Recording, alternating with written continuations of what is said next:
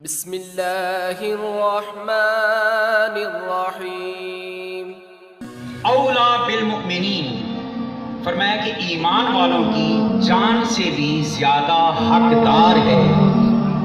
میں آج معنی حقدار کا کر رہا ہوں۔ وَأَزْوَاجُهُ أُمَّهَاتُهُمْ، اور نبی محترم کی ازواج مطہرات اور ان کی بیویاں وہ مومنوں کی مائیں ہیں۔ اب اس آیہ کریمہ میں دو چیزیں وہ سمجھ میں آ رہی ہیں۔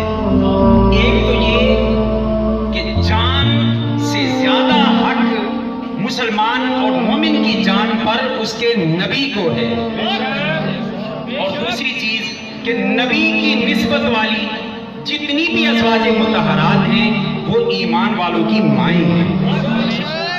اب اس کتی کو کیا پتا کہ کس کے بارے میں بھونک رہے ہیں۔ اب اس ڈیٹیل کی طرف میں نہیں جاتا، میں ادھر واپس پلٹتا ہوں۔ کل کائنات میں حقوق العباد کو لے لیں، سب سے زیادہ حق انسان پر اس کی اپنی جان ہے۔ یہی وجہ ہے کہ انسان کی جان کا مسئلہ آ جائے تو بعض اوقات حقوق اللہ میں بھی تخفیف کر دی جاتی ہے۔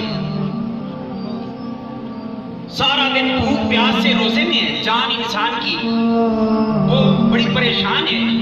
میرا رب فرماتے ہیں ویسے تو حکم یہ ہے کہ مغرب میں جلدی کرو، مگر آج تیری جان کا مسئلہ ہے، پیاسا ہے، اس لیے پہلے روزہ افطار کر پھر نماز پڑھ۔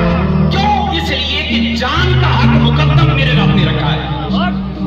تو جب جان کا حق اللہ نے ہر حق سے مقدم رکھا ہے تو قربان جائیں قرآن کی اس آیت پر ذرا غور کیجئے۔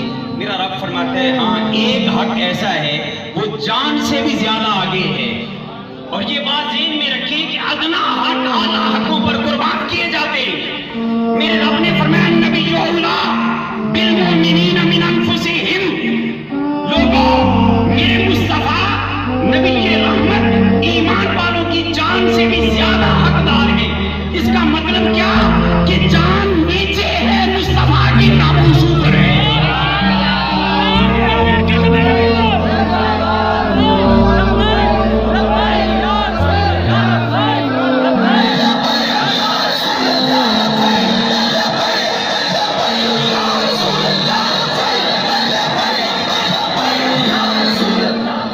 اور ہم دیکھتے ہیں چھوٹے حق بڑے حقوں کی خاطر شریعت اسلامیہ اس میں اجازت دیتی ہے۔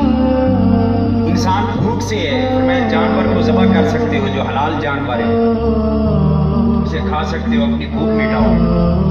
اللہ حاصل کیا تھوڑا سا سوچتے جائیں تو چھوٹے حق بڑے حقوں کی خاطر بعض اوقات اس میں تخفیف رعایت وہ شریعت دیتی ہے۔ تو اس آیت میں یہ پیاری ترتیب ہمیں بتا رہی ہے کہ لوگوں ہر شے سے زیادہ حق انسان کی جان کا ہے، اور جان کا حق اتنا ہے کہ جان بچانے کے لیے بہت ساری اشیاء سے شریعت نے رخصتیں دے دی، مگر قربان جائیں اللہ کا قرآن ہی کہتا ہے کہ میرے نبی کا حق جان سے زیادہ ہے۔ تو اس کا مطلب یہ ہوا کہ جان قربان کرنی پڑے تو نبی